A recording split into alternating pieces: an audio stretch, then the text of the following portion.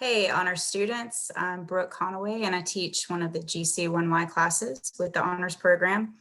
It's called Sex, Drugs, and Economics. And so basically we're just looking at different controversial topics and taking an economic perspective and looking at the research on it. So some of the stuff we'll do at the very beginning of the semester is look at just basic economic guideposts, things like opportunity cost and unintended consequences and incentives, just basic stuff you need to know in order to think like an economist. And then we'll talk about different logical fallacies, which there are a lot of, so you'll know what to look for, and as well as economic fallacies. So we'll kind of go through the framework of just general critical thinking.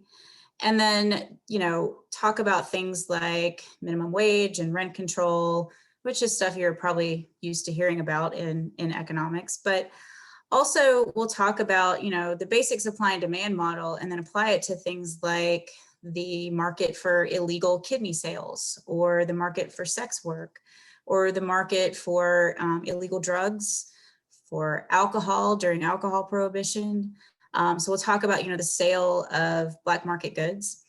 We'll also talk about things like the wage gap, capital punishment in the justice system, gun control, healthcare.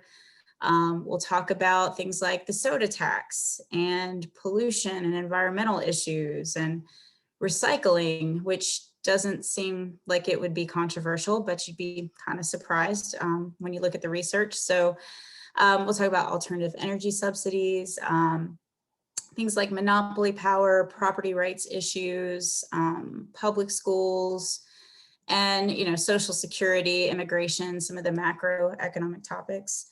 But generally, it's just all the stuff that I find interesting, and I think you will too. So I think it's a pretty fun class, not an easy class, but learning to think critically is not really easy sometimes. So, but feel free to get in touch with me if you have questions about the class before you add it, or if you're considering adding it, and hope to see you all in the fall.